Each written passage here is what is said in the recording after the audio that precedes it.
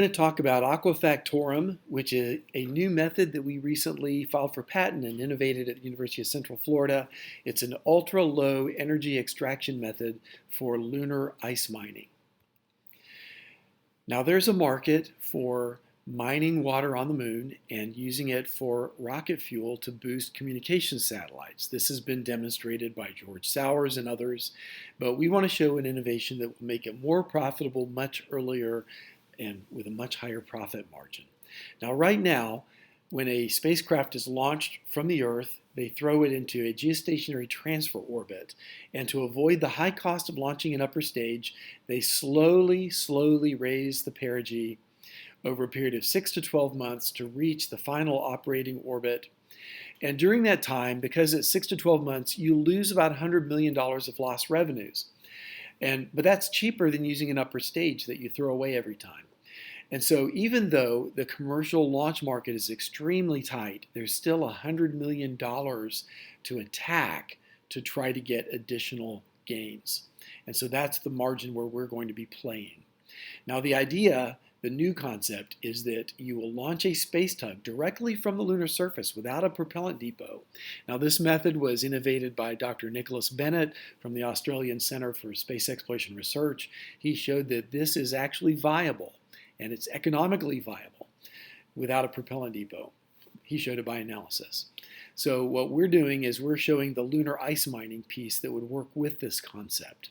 So you throw a space tug from the surface of the moon, you use aerobraking, drop it into geostationary transfer orbit, then the Earth launches its spacecraft to rendezvous with the space tug.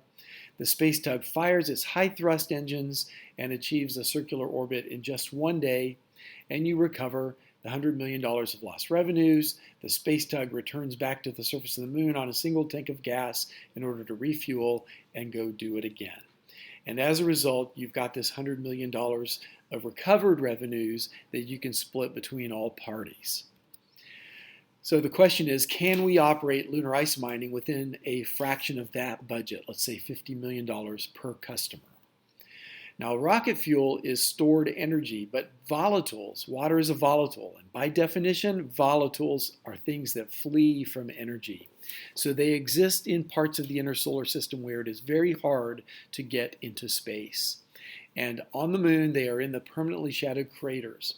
So the biggest architectural decision is, how do we get the energy to the volatiles in these PSRs? And methods that have been proposed so far require heroic methods of beaming energy or transporting energy in large quantities into the PSRs.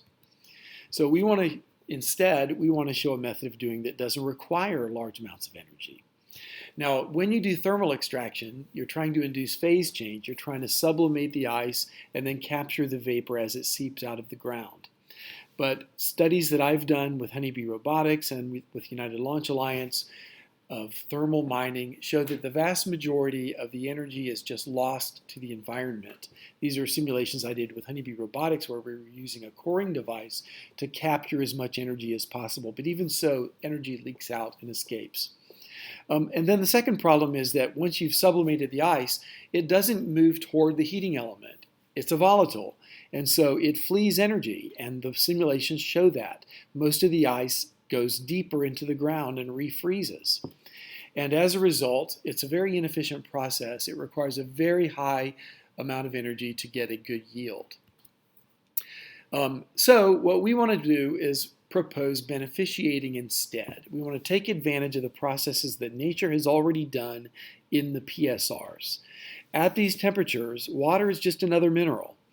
And it's a crystalline solid. And just like all the other minerals, nature has done the expensive process. Nature has provided energy already over geologic timescales, slowly busting up and crushing the material to be fine-grained.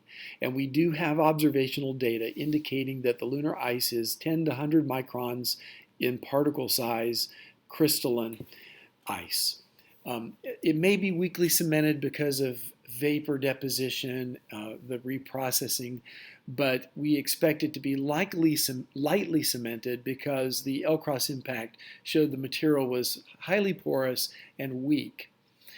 And also, although minerals are also sublimated during the impact gardening, they do not form cementation. So we don't think cementation is going to be a significant problem.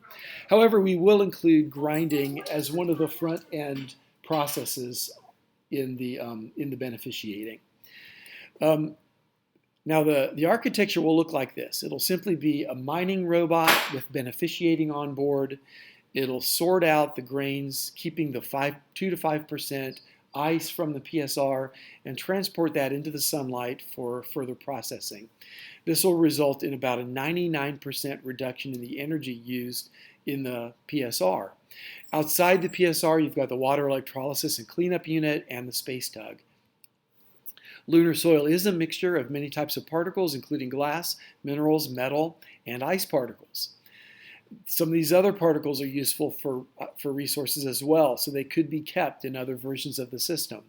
They can be sorted by the exact same processes. So you can collect the metal, you can collect the ilmenite, which is good for making titanium and for extracting oxygen, and you can collect the anorthite, which is useful for making aluminum.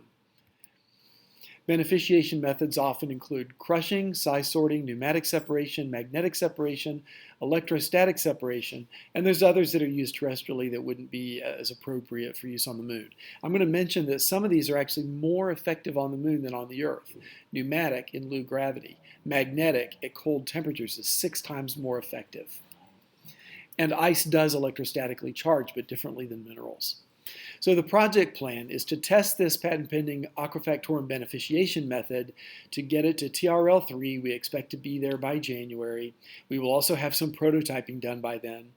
And we're going to also do the analysis of the architecture using only 3 assets. Our goal is to show greater than 99% energy reduction inside the PSRs. And we also plan to show that you can build a pilot plant for less than $500 million. I think this is really feasible. And let me mention that once you've got the pilot plant working, then the way to scale up operations is simply launch more copies of these mature assets.